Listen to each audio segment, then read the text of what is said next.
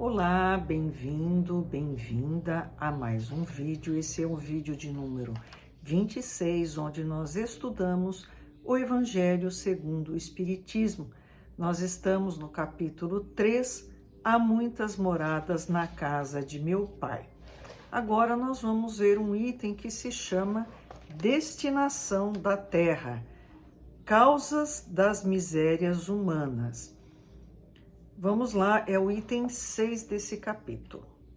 Mas o que ele vai falar? Vai falar sobre o quê, né? Se a gente acha que aqui está uma bagunça, que o nosso planeta está muito confuso, muito perdido, isso é tudo verdade. Mas por que isso acontece? O que está por trás disso? Vamos entender estudando o Evangelho segundo o Espiritismo.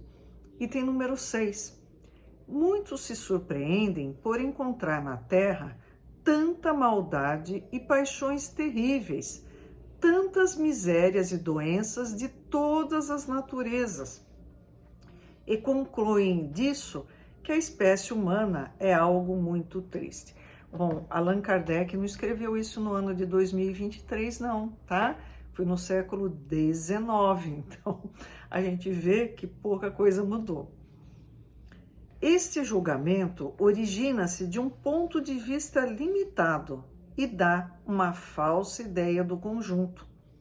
É preciso considerar que na Terra não se encontra toda a humanidade, mas somente uma pequena fração dela.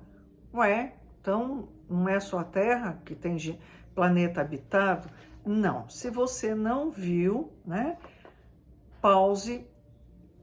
Procure na minha playlist O Evangelho segundo o Espiritismo o vídeo de número 25, diferentes categorias de mundos habitados. Nós vamos ver que há muitas moradas na casa de meu pai. Nós vamos entender quais são os planetas, como eles se dividem, podem ser classificados. E também tem um vídeo que eu fiz sobre o Livro dos Espíritos, que diz dessa imensidão de planetas habitados. Façam uma pausa, entrem no meu canal no YouTube, procurem. Qualquer dúvida, deixe um comentário, eu ajudo vocês. De fato, a espécie humana inclui todos os seres dotados de razão que povoam os incontáveis mundos do universo. Pois bem, o que é a população da Terra comparada com a população total desses mundos? Bem menos do que a de um lugarejo em relação a uma grande nação. Portanto, a situação material e moral da humanidade terrena nada tem de surpreendente se levarmos em conta a destinação da Terra e a natureza dos que a habitam.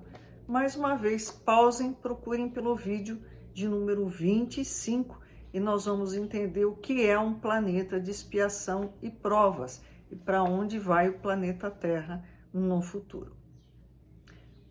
Item 7. Faríamos uma ideia muito falsa dos habitantes de uma grande cidade se apenas o julgássemos pela população dos bairros pobres e humildes. Num hospital, vêm-se somente doentes ou estropiados.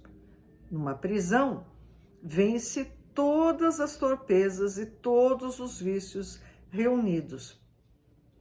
Nas regiões insalubres, a maior parte dos habitantes é pálida, fraca e enferma.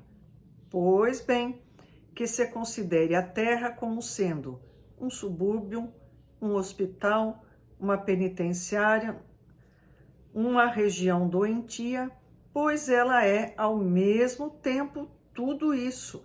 Então se compreenderá por que as aflições superam as alegrias, já que não se enviam a um hospital pessoas que estão bem de saúde, nem às casas de correção os que não fizeram o mal.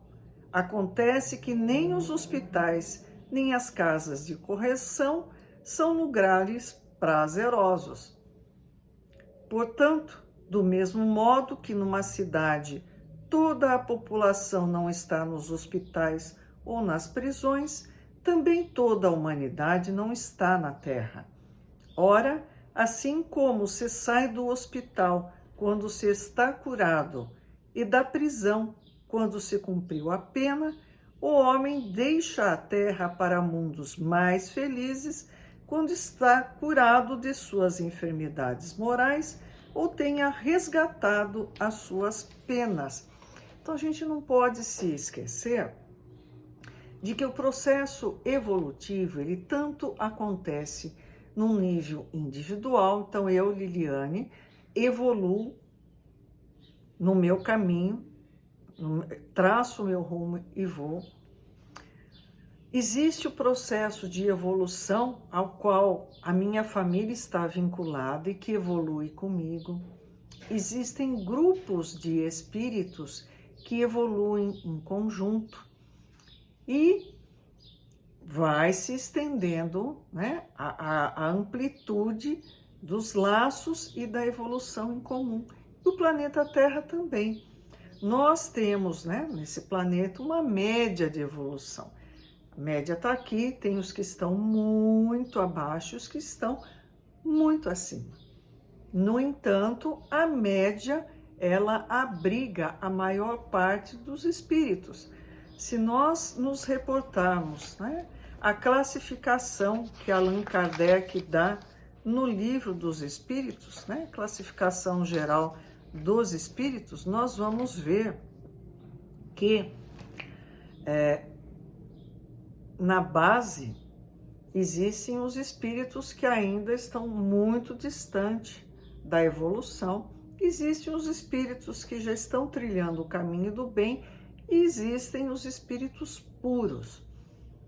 Só um exemplo, né, que nós conhecemos ou deveríamos conhecer, Jesus, que já era essa potência, esse fenômeno há bilhões de anos, quando ele coordenou a formação do nosso planeta.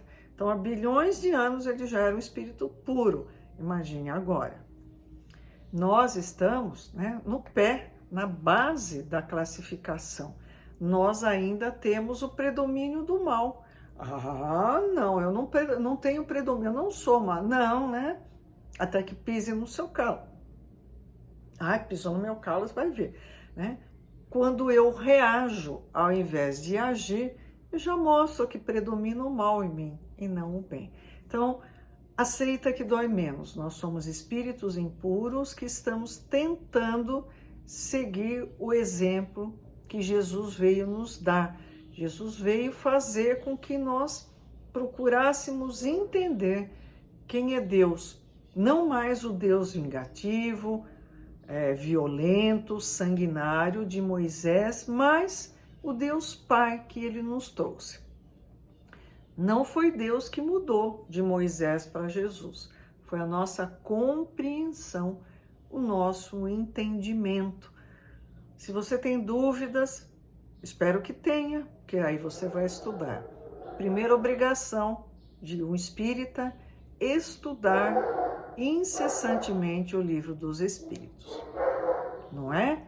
Tem dúvida? Se eu puder ajudar vocês no estudo, deixa nos comentários. Até mais!